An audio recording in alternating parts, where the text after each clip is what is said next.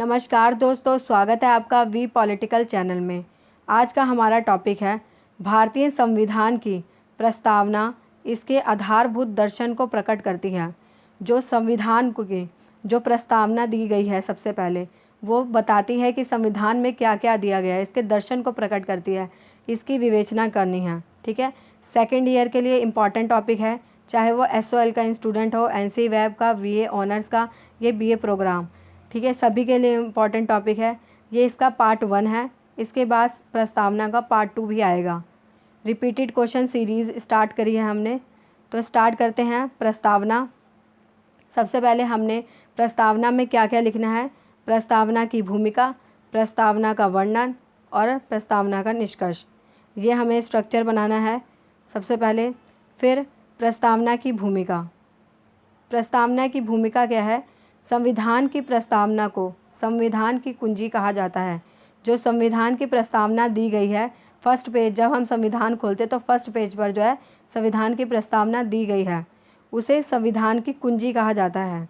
42वें संविधान संशोधन अधिनियम 1976 के द्वारा इसमें समाजवादी, पंथनिरपेक्ष और राष्ट्र की अखंडता शब्द जोड़े गए। ठीक है, 42वें संविधान संशोधन अधिनियम के द्वारा क्या क्या जोड़ा गया, इसमें समाजवाद, पंथनिरपेक्ष और राष्ट्र की अखंडता शब्द जोड़े गए।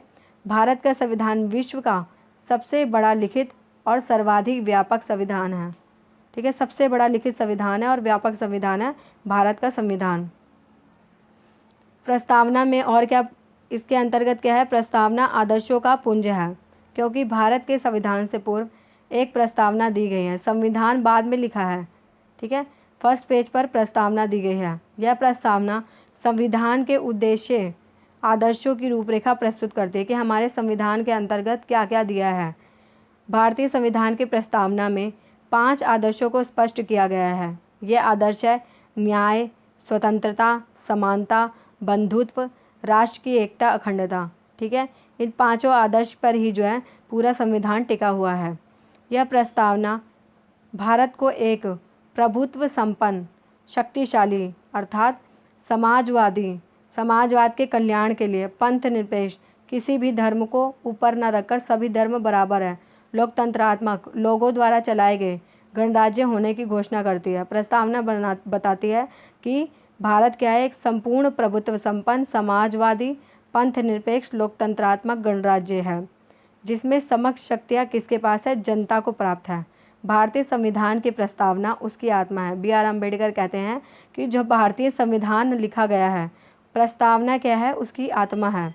डॉक्टर सुभाष कश्यप के अनुसार प्रस्तावना में जिन तथ्य, सिद्धांतों और आदर्शों का निरूपण हुआ है, वह संपूर्ण संविधान में समाये हुए हैं। ठीक है, पूरे संविधान में जो है इसका वर्णन किया गया है डॉक्टर सुभाष कश्यप के अनुसार। प्रस्तावना का वर्णन स्टार्ट करते हैं। सबसे पहले हम भारत के लोग। हम भारत के लोग से अर्थ है कि सभी नागरिक, महिला, पुरुष, बच्चे जो उस समय भारत के नागरिक थे या फिर आने वाले समय में भारत के नागरिक बनते, सभी वोटर, वह जो वोट नहीं डालते, इसके अलावा वह सभी लोग जो संविधान निर्माण के समय जीवित थे और आने वाले समय में भारत की नागरिकता ग्रहण करते हैं। प्रस्तावना के अंतर्गत सबसे पहले बोला गया हम भारत के लोग, उसके अंतर्गत सभी लोग आते हैं, चाहे वो आज जीवित हैं या नहीं जीवित हैं, या वो वोटर हैं या नहीं हैं, महिला, पुरुष, बच्चे, सभी जो है हम भारत के लोग के अंतर्गत आते हैं। संप्रभु, भारत का संविधान ब्रिटिश द्वारा दिया गया उपहार नहीं था, भले इसके निर्माण में कैबिनेट मिशन द्वारा स्थापित चुनावी प्रक्रिया अपनाई गई हो। भले ही हमने जो है कैबिनेट मिशन की संस्तुतियों के आधार पर अपना कार्य शुरू किया हो, परंतु हमारा ये ब्रिटिश सरकार द्वारा दिया गया उपहार नहीं था। किंतु संविधान सभा एक संप्रभु संस्था थी। संविधान सभा क्या थी, एक संप्रभु संस्था, शक्तिशाली संस्था थी। आंतरिक और बाह्य रूप से भारत में एक संपूर्ण संप्रभु राष्ट्र माना गया। भारत को क्या माना गया, एक शक्तिशाली राष्ट्र के रूप में माना गया। इस संप्रभुता का स्रोत भारत के लोग हैं। शक्तिशाली होने का स्रोत क्या है, भारत के लोग। ठीक है, हम भारत के लोग संपूर्ण प्रभुत्व संपन्न, 2 पढ़ लिया हमने, संपूर्ण प्रभुत्व संपन्न समाजवाद। अब हम समाजवाद पढ़ेंगे। समाजवाद को संविधान के 42वें संविधान संशोधन अधिनियम 1976 द्वारा संविधान में जोड़ा गया। और समाजवाद का अर्थ क्या है? 42वां संविधान संशोधन 1976 द्वारा जोड़ा गया समाजवाद को। समाजवाद का अर्थ सतत कार्यों द्वारा पिछड़े वर्गों को राष्ट्रीय मुख्य धारा में जोड़ा जाए, मतलब अच्छे कार्यों द्वारा, विकास के कार्यों द्वारा पिछड़े वर्गों को जोड़ा जाए। दूसरे अर्थ में भारत में लोकतांत्रिक समाजवाद को प्रस्तावना में स्थान दिया गया। धर्मनिरपेक्ष और पंथनिरपेक्ष।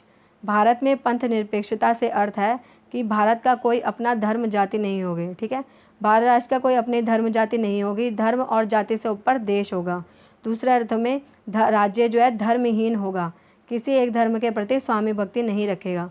पंथनिरपेक्ष का मतलब ही यही होता है कि सभी धर्म राज्य के लिए समान है और राज्य क्या है? धर्महीन है, उसका कोई धर्म नहीं है, देश ही सर्वोपरि है।